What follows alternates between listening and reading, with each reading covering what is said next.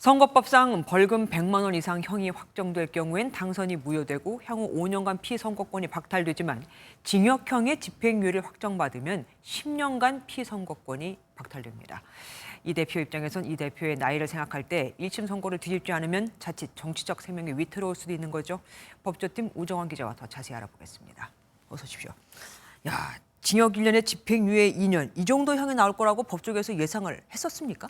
저희 법조 기자들뿐만 아니라 많은 법조인도 예상하지 못했습니다. 네. 만약에 유죄가 나온다면 벌금형 정도가 나오지 않겠느냐라는 그러니까요. 전망이 많았었는데요. 네. 그래서 대부분의 관심은 이 당선 무효를 가르는 벌금 100만 원은 넘을까 안 넘을까 이 정도에 초점이 맞춰져 있었습니다. 그러니까요. 여권 내에서도 뭐 벌금 80만 원 나올 거다 이런 얘기도 나왔지 않습니까?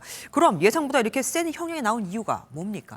이 재판부가 통상적으로 줄 수 있는 형량보다 센 형량을 이렇게 준 겁니다. 네. 이 대법원 양형 기준을 보여드릴 텐데요. 이거를 보시면은 이 대표가 유죄가 됐을 경우 받을 수 있는 기본 형량이 벌금 200만 원에서 800만 원 사이, 그리고 징역 10개월 이내입니다. 그런데 선고가 된 건 이보다 큰 1년이죠. 네. 재판부는 이 대표가 이보다 무거운 형을 받아야 한다 이렇게 판단한 겁니다. 형을 재판장 마음대로 올릴 수 있는 건 아니잖아요. 이것도 뭐 근거가 있겠죠. 네, 그렇습니다. 그 형량을 더 올리는 조건이 이제 여러 개가 있습니다. 네. 이 선거에서 가장 이제 중요한 판단 사항이 됐을 경우, 요 내용이 수많은 국민에게 전달되는 이른바 전파성이 강한 경우, 그리고 전과가 있는 경우, 이 세 가지가 이번 재판에서 인정이 됐습니다. 이 지상파 종편 매체나 국정감사를 통해 허위 발언이 수많은 유권자에게 전달됐다는 점, 네. 그리고 이 대표가 대선 당시 윤석열 대통령과 득표의 격차가 1%도 안 됐을 정도로 이 중요한 발언을 했다는 점, 이런 점이 있으니 책임도 크게 져야 한다는 겁니다. 네. 이 가중치를 더했을 경우에 검찰이 구형한 징역 2년에 미치는 것만큼은 아니지만 그래도 이에 가깝게 죄가 무겁다는 게 이 재판부의 판단입니다. 그런데 이재명 대표는 과거에 친형 정신병원 입원 사건 그거와 관련해서도 허위 사실로 이렇게 재판을 받았었습니다. 그런데 마지막에 무죄로 뒤집혔잖아요.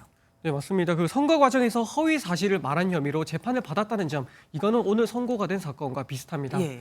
2018년 선거 당시에 이 대표는 후보 토론에서 친형 정신병원 입원에 관여한 적이 없다 이렇게 말을 했다가 허위 사실 공표 혐의로 기소가 됐었습니다. 네네. 나중에 재판 거래 의혹이 불거지기도 했던 사건이죠. 이 권순일 당시 대법관이 포함됐던 대법원 전원 합의체는 이 표현의 자유가 숨쉴 공간이 필요하다, 이런 이유로 무죄를 선고했었습니다.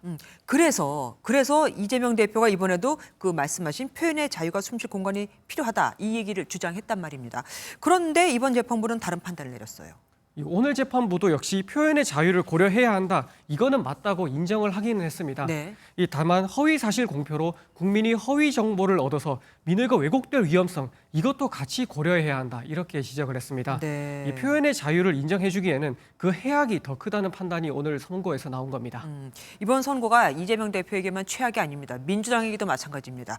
이 434억 원을 반납해야 하게 생겼습니다. 이대로 확정이 되면. 네, 맞습니다.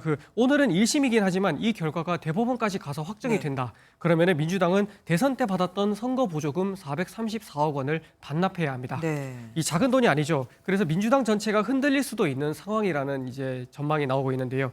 다만 한동훈 국민의힘 대표는 민주당이 430억 원 낸다 하더라도 또 500억 원이 남는다, 그렇게 자산이 많으니 이를 내세우는 마케팅을 하지 말라, 이렇게 공격하기도 했었습니다. 예, 그리고 마지막으로 이런 선고가 있을 때마다 늘 나오던 재판부에 대한 공격, 우려 오늘도 있겠죠?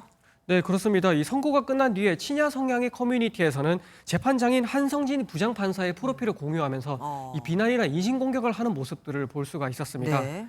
이 법원은 이 물리적 위해까지 우려해서 며칠 전부터 판사의 신변 보호에 나서기도 한 상황이었고요. 이 과거 이 대표 구속영장을 기각했었던 유창훈 부장판사 같은 경우에는 반대로 보수 진영에서 근조 하완, 또 플래카드를 내세우면서 위협하기도 했었죠. 네. 이 판결에 불복하더라도 이런 식으로 재판부를 겨냥하는 모습은 바람직하지 않아 보입니다. 그러게요. 예, 지금까지 우정환 기자와 함께했습니다. 고맙습니다.